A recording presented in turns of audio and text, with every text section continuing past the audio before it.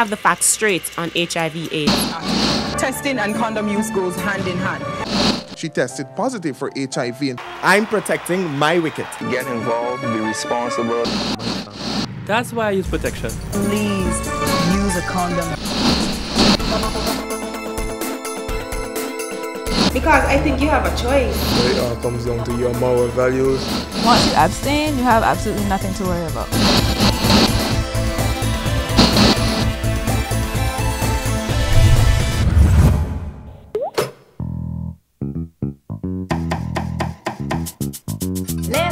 Live up, shout.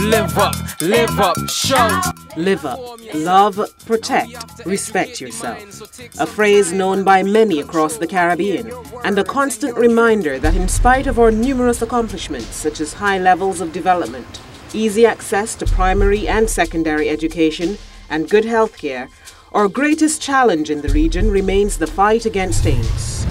1% of the English-speaking Caribbean population is living with HIV or AIDS. That's 1 in every 100 people. That should be second nature. HIV in the Caribbean is a sexually transmitted disease. It's so important that we protect ourselves against HIV. To tackle the high rate of infection in the Caribbean, national HIV commissions or secretariats, ministries of education, and others have launched numerous campaigns to educate the young people about HIV. The messages of these campaigns are clear. Practice abstinence. Be faithful to one partner.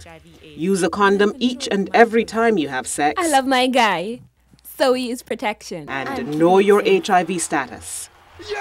I'm in the test. Well, getting tested, that is. But are the young people heeding these messages? Focusing on the islands of Barbados, St. Kitts and Nevis, and St. Vincent and the Grenadines, this video reports on the findings of a UNICEF study which explored the responses of teens 14 to 18 years old to HIV prevention messages in their countries.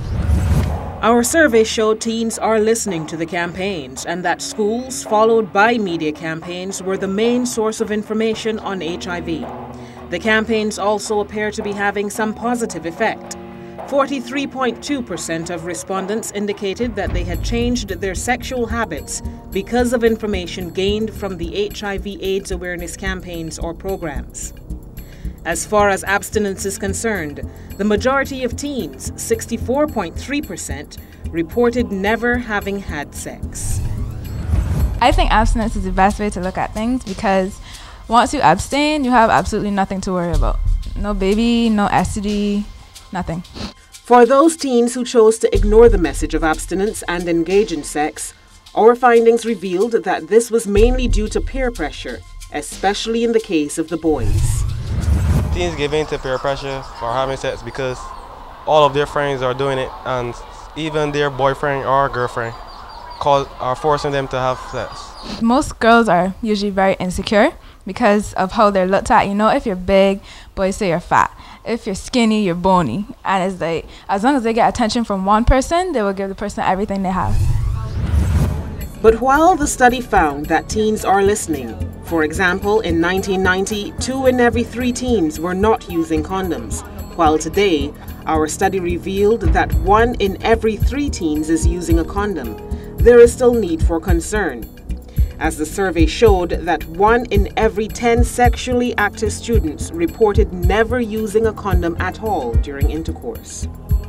What's alarming is that in some cases they are engaging in practices such as the withdrawal method as a form of protection, as the emphasis is on preventing unwanted pregnancy rather than on protecting themselves against HIV and other STIs. There's a fact that there's a child here and it is coming. As with HIV, you don't feel it coming on as fast, or you don't realize it is there as fast. Well, the reason I think young people are more afraid of getting pregnant and catching AIDS is because they know it's out there, but they don't think it could happen to them. But pregnancy, on the other hand, if you get pregnant, it's visible, and it can be easily ridiculed, and they don't want that. So while we know that there appears to be an increase in the number of sexually active teens using condoms, the question remains, why have others not been adhering to the messages about condom use? For more study, we can conclude that there are several barriers, and one of these is embarrassment. A majority of the teens interviewed revealed a fear of being seen purchasing condoms. I think some people are afraid because of the looks that you tend to get when you're going to buy condoms. It's like, I know what you're going to do when people look at you a certain way, and they tend to look at you at their age like, aren't you too young or whatever. But I think if you want to do it, then be safe with it and buy your condoms. If me and my friend were to go buy a condom and the person in the store happens to know me or my grandma or any of my relatives, it'll get back to her, it'll cause conflict. If you are going to have sex, please use a condom. Girls, carry them around yourselves. Don't be dependent on guys. Another barrier is in the ability to negotiate condom use with their partners. For example, even though ads like these encourage girls to use condoms, about 1/3 of the teens in the survey reported that they did not use a condom because their partner did not want them to do so. And this was especially so for females. I don't really understand when a girl says he forced her not to use it, and because I think you have a choice. I don't think, unless he box you down or try to rape you off or something, but if you have a choice, I think you should take it. So where do we go from here? One suggestion is to focus more on life skills education, such as health and family life education. We are going to give children the life skills. They need to learn how to be assertive.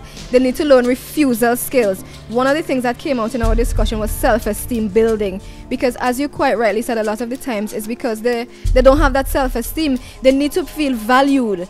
And some girls especially, they need, in order for them to feel valued, someone else has to value them. And most of the times it might be an older male. So I think that maybe we can get through to them if we really take this life skills approach. Family life, they just get like one class a week and try to fit all kind of topics, and then when you reach a certain farm, they just stop. And the thing about it is, I think that the class gets along better during that particular subject. What subject is this? Family life education. You're discussing and you learn more things when you discuss than when you're writing or you just sit in a book. You know, discussing and you feel comfortable with your peers, and you might actually find out things that you didn't even expect to hear. Because I know that used to happen to me a lot.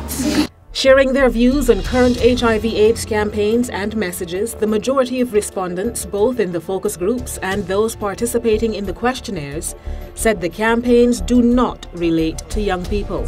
In St. Kitts, this is what some of the teens had to say about the Got It, Get It campaign. I didn't really think about AIDS or sex or anything when they talk about got it, get it. First I thought about milk, because that was the first thing that came to my mind, like got milk, you know, like the commercial. But then when I saw it come on the TV, I was like, oh, they talk about condoms and, you know, safe sex and all of that. But I took it as a joke, seriously, because I was just walking home saying, got it, get it. When asked how they could be reached more effectively, both the teens surveyed and those participating in the focus groups had a few suggestions.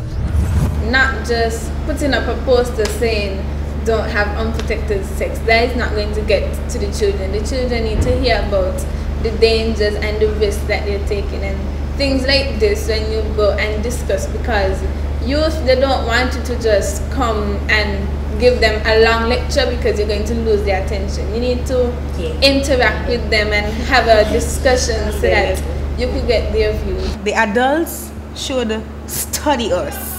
Like when I say study us, I mean like study the youth, like a book, you know? Because I don't think that I understand the language we speak. And then when they say it, it does sound weird. Right. It's like they're saying the same things, but they're using these big words and, you know, like talk like us, man. It all comes down to the moral values that you have, because you can you could have a whole HIV channel if you want and give away as much things as you want and have as much jingles and commercials, but it all comes down to your moral values and what decisions you take.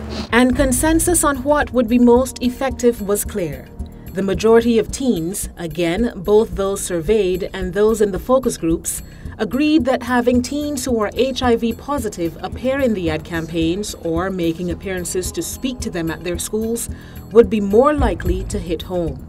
It's then, they say, that we'd realize it could happen to us. But it will be really effective and people will really listen because they've tried to imagine how they went through their life having AIDS and being rejected by family and friends. No HIV/AIDS campaign is successful unless it brings about behavior change. And teen pregnancy in the region means that our youth are still practicing unsafe sex. It means that a great deal of work still needs to be done in addressing the barriers facing teens and getting the message across in a way that appeals to them and results in more informed and responsible choices.